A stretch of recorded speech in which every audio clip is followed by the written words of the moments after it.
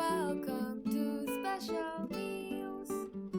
வீட்டில் இருக்க இட்லி மாவை வச்சு ரொம்ப ஈஸியாக நல்ல சாஃப்ட் அண்ட் கிறிஸ்பி வெஜிடபிள் கார பணியாரம், அப்புறம் அதுக்கேற்ற சட்டுன்னு செய்யக்கூடிய ஒரு காரசாரமான தேங்காய் சட்னியும் எப்படி செய்யறதுன்னு தான் இந்த வீடியோவில் நம்ம பார்க்க போகிறோம். இப்போ வாங்க எப்படி செய்யறதுன்னு பார்க்கலாம்.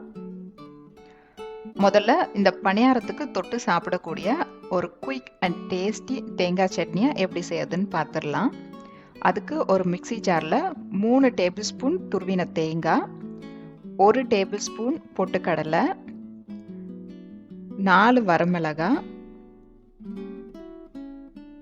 ஒரு சின்ன துண்டு இஞ்சி, ஒரு சின்ன துண்டு புளி,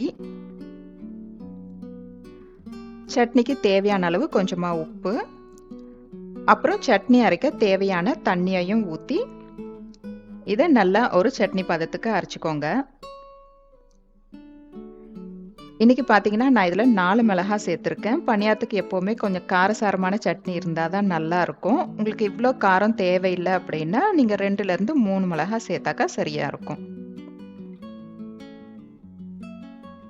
அப்புறம் கடுகு, உளுத்தம்பருப்பு, கருவேப்பிலை போட்டு தாளித்து இதில் சேர்த்தோம்னா நம்மளோட நல்ல காரசாரமான தேங்காய் சட்னி ரெடி. இப்போ பணியாரத்துக்கு தாளிக்க அடுப்பில் ஒரு பாத்திரத்தை வச்சு அதில் 2 டேபிள் ஸ்பூன் அளவுக்கு எண்ணெய் ஊற்றிக்கலாம். எண்ணெய் நல்லா சூடானதும் அதில் 1 டீஸ்பூன் கடுகு போட்டுட்டு, கடுகு நல்லா வெடிச்சு வந்ததும் அது கூடவே 2 டீஸ்பூன் அளவு கடலைப்பருப்பு, அப்புறம் 1 டீஸ்பூன் அளவு உளுத்தம்பருப்பு போட்டுட்டு பருப்பு நல்லா செவந்து வர வரைக்கும் வறுத்துக்கலாம்.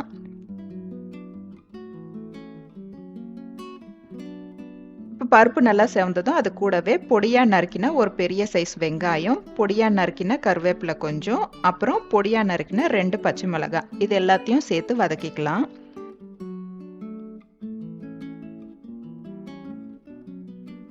இப்போ வெங்காயத்துக்கு தேவையான உப்பு மட்டும் நான் இதில் சேர்த்து வதக்கிக்கிறேன். இட்லி மாவில் நம்ம ஏற்கனவே உப்பு சேர்த்து அரைச்சிருப்போம், அதனால நம்ம போட போகிற காய்கறி அப்புறம் இந்த வெங்காயத்துக்கு தேவையான உப்பை மட்டும் பார்த்து சேர்த்துக்கோங்க. இப்போ இது ரொம்ப நேரம் வதங்கணும்னு அவசியம் இல்லை, ஒரு 2 நிமிஷம் வதங்கினா போதும். இந்த பணியார மாவில் சேர்க்கறதுக்காக நான் இன்னைக்கு கொஞ்சமாக கேரட், அப்புறம் ஸ்வீட் கார்ன், அப்புறம் கொஞ்சமாக பட்டாணியும் எடுத்து வச்சுருக்கேன். இப்போ பார்த்தீங்கன்னா கேரட்டும் ஸ்வீட் கார்னும் நம்ம அப்படியே டைரெக்டாக சேர்க்க போகிறோம். பட்டாணி வேக கொஞ்சம் டைம் ஆகுங்கிறதுனால நான் இந்த வெங்காயத்தோடு போட்டு அதை கொஞ்சமாக வதக்கிக்க போகிறேன். ஒரு ஹாஃப் பாயில் வேகிற வரைக்கும் நம்ம இதை வதக்கிக்கலாம்.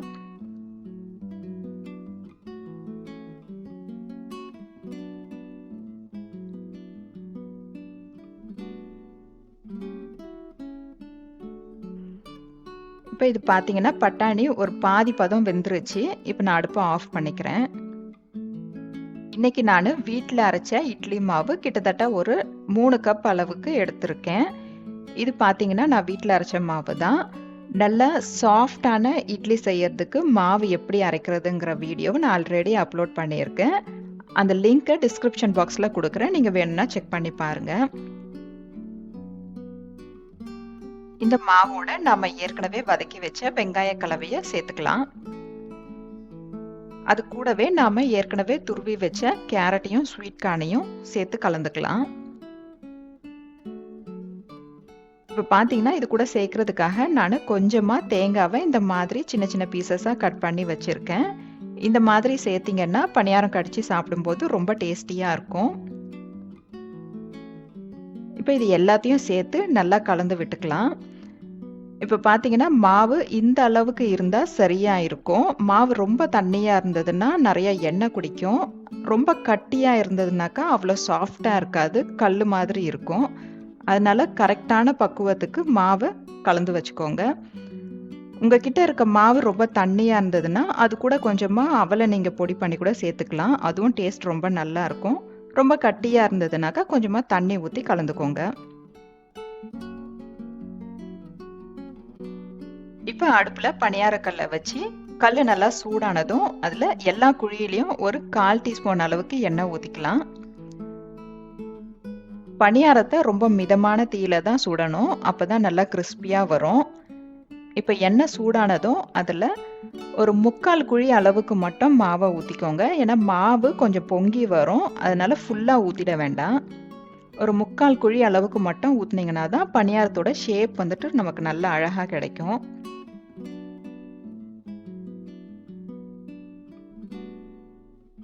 இப்போ எல்லா குழியிலையும் மாவை ஊற்றிட்டு பணியாரம் ஓரளவுக்கு கீழே கிறிஸ்பியாக ஆகிற வரைக்கும் கொஞ்சம் வெயிட் பண்ணிட்டு திருப்புங்க. உடனே திருப்புனீங்கன்னா ஷேப் நல்லா வராது. இப்போ கீழே நல்லா செவந்து வந்ததும் இந்த மாதிரி திருப்பி போட்டுக்கலாம்.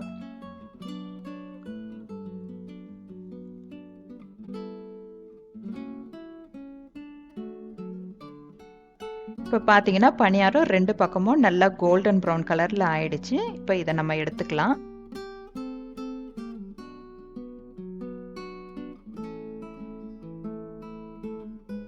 அவ்வளோதாங்க, நம்மளோட soft and crispy vegetable paniyaram ready. குழந்தைங்களுக்கும் ரொம்ப இது பிடிக்கும். வீட்டில் கண்டிப்பாக ட்ரை பண்ணி பாருங்கள். இந்த வீடியோ உங்களுக்கு பிடிச்சிருந்தா ஸ்பெஷல் மீல்ஸுக்கு சப்ஸ்கிரைப் பண்ணுங்கள். மறக்காமல் பெல் பட்டனையும் கிளிக் பண்ணுங்கள்.